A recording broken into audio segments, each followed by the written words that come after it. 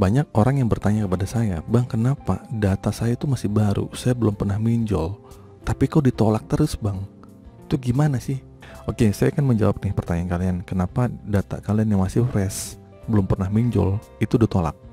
Ditolak terus gitu kan. Jadi begini teman-teman ya, pinjaman online emang ini menjadi salah satu jalan pintas ya untuk mendapatkan uang ya dengan cepat tanpa harus keluar rumah, tanpa harus menyiapkan jaminan. Paling simpel lah, pokoknya dari HP aja sudah cair. Tapi bagi pemula tentunya ini perlu diketahui nih terlebih dahulu mengenai apa itu pinjaman online, bagaimana cara mainnya, seperti apa resikonya. Kemudian pinjaman online itu juga terbagi dua bagian ya, ada yang ilegal sama yang legal. Buat kalian yang masih baru nih saya kasih tahu ya.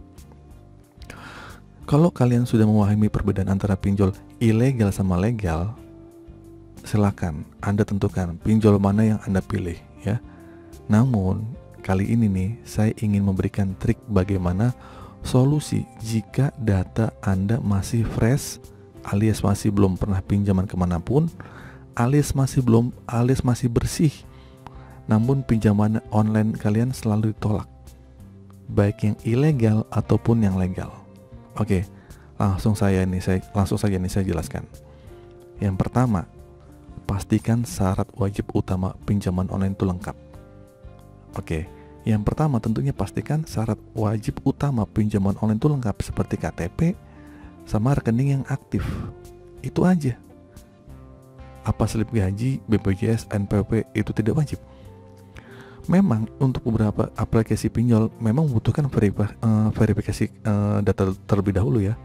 Namun kebanyakan aplikasi pinjol, apalagi pinjol ilegal, mereka itu sebenarnya nggak perlu ya mengutamakan itu. Yang mereka lihat adalah beberapa bagus riwayat pinjaman kita di aplikasi pinjol sebelumnya. Nah itu intinya. Jadi kalau kalian nggak pernah minjol, itu kadang susah. Kalau kalian di riwayat sebelumnya kalian susah, nggak pernah sama sekali, nggak ada riwayat sama sekali, itu kadang pinjol tuh malas ngasih kalian. Nah lalu bagaimana nih bila ada aplikasi pinjol yang mengharuskan kita untuk menandakan slip gaji atau ID card kerja? Sebenarnya persyaratan itu bisa kita ganti ya dengan data lainnya seperti SIM, KK, atau kartu keluarga lah. Yang lainnya bersangkutan dengan data pribadi kita gitu kan. Apa benar bisa? Ya beberapa teman akhirnya bisa lah gitu kan. Alhamdulillah di ACC gitu kan. Nah yang kedua nih, syarat yang kedua, jangan asal mengisi kontak darurat. Nah ini kalian mau minjem kontak daruratnya tapi sok-sok ngasal. Banyak sih yang berhasil tapi kan kebanyakan ditolak juga. Nah peran yang gak kalah penting yaitu mengisi kondar atau kontak darurat. Pastikan nih ya, kontak darurat yang Anda daftarkan adalah kontak yang aktif, dapat dihubungi, dapat menjawab pesan ketika si aplikasi pinjol itu meminta verifikasi data. Karena kontak darurat ini juga membutuhkan kelancaran pengajuan data. Selain kontak darurat ini nih, bahwa aplikasi pinjol itu terutama yang ilegal itu dapat mengintip bahkan menyimpan semua data-data kontak yang ada di HP kamu. Kok bisa? Iya bisa.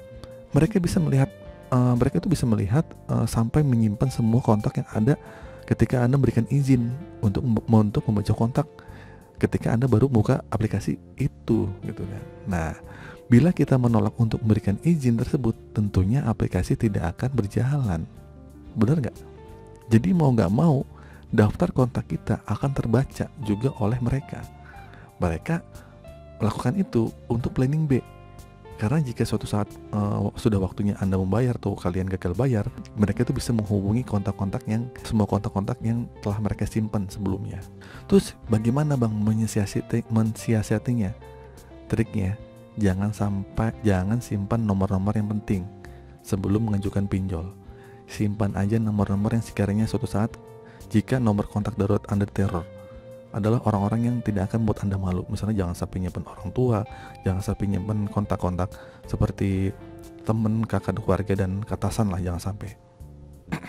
Nah, terus Anda juga bisa menambahkan kontak fake nih ke dalam kontak Anda supaya memperkaya kontak Anda. Kontak fake itu maksudnya kontak palsu lah ya. Nah, sehingga ini lebih meyakinkan dari aplikasi pinjol sendiri itu untuk mengaksesi pinjaman kalian. Nah, selain itu ketika Anda diteror atau ketika Anda gagal bayar, yang kena adalah kontak-kontak fake tersebut. Terus gimana Bang untuk mendapatkan kontak-kontak fake? Nanti saya tulis di deskripsi ya. Kalian boleh klik lah link itu. Yang ketiga, perbaiki riwayat panggilan atau SMS Anda. Nah, salah satu yang aplikasi pinjol itu dinilai dari kelulusan pinjaman kita adalah daftar riwayat panggilan Anda, panggilan SMS kita. Karena jika riwayat panggilan SMS kita terdaftar aktivitasnya dengan daftar kontak kita, si analis aplikasi pinjol akan menilai bahwa data-data yang kita ajukan adalah real atau asli. Demikian juga sebaliknya. Jadi pastikan sebelum mengajukan pinjaman online, Anda bersihkan dulu tuh spam tawaran pinjol yang suka masuk melalui SMS. Karena dengan itulah si aplikasi pinjol akan menilai bahwa kita sudah melakukan beberapa pinjaman online di tempat lain gitu kan. Nah, ini kurang baik untuk penilaian pengajuan kita. Lalu bagaimana Bang solusinya? Ya, gunakan fake SMS atau fake call untuk memenuhi komunikasi kita lah. Dengan kedua aplikasi ini, Anda bisa memanipulasi lalu lintas komunikasi Anda. Ya, Anda bisa mengatur jam, berapa lama Anda panggilan masuk SMS, dan berapa kontak Anda. Kemudian membuat minimal 10 komunikasi. Dengan begitu, riwayat Anda akan terlihat lebih baik. Ya, fake SMS sama fake call gimana Bang? Kalian downloadlah di aplikasi, itu ada di Play Store. Jadi begitu ya teman-teman ya. Dengan 3 trik, semoga yang ditolak terus bisa diterima. Yang pertama, pastinya syarat wajib utama pinjaman itu sudah lengkap ya, seperti KTP, nomor rekening itu aktif berdasarkan rekening kita. Yang kedua, jangan asal mengisi kontak darurat. Yang ketiga, itu perbaiki riwayat panggilan atau SMS Anda. Yang selanjutnya adalah ya berdoa aja, semoga kalian di ACC. Tapi intinya begini teman-teman ya, data fresh atau nggak fresh, yang penting bagaimana kalian mengisi datanya sesuai lengkap ya, karena itu juga untung-untung juga. Kadang orang sudah langsung lengkap-lengkapnya tapi masih aja ditolak. Pada intinya kalau fresh itu, kalau kalian nggak pernah minjol sama sekali, itu kalian biasanya ditolak. Makanya kalau mau itu kalian harus minjol dulu di aplikasi pinjaman online, pinjol yang sudah terdaftar dan kelas-kelas besar seperti di Akulaku atau Kredivo. Ya mungkin dapat limit kecil dulu, tapi setidaknya kalau kalian pernah berhasil minjam di situ dan kalian akhirnya bisa membayar tepat waktu dan bisa membalikin, mungkin kalian akan terbuka sama pinjol-pinjol yang lainnya. Tapi dari saya, jangan pernah pakai pinjol ya. Tapi saran dari saya, semoga kalian jauh-jauh lah dari pinjol ya. Cara ini digunakan buat kalian yang sudah mentok banget untuk nyari uang kemana-mana. Oke, itu saja teman-teman video kali ini. Semoga video ini bermanfaat. Akhir kata, assalamualaikum warahmatullahi wabarakatuh.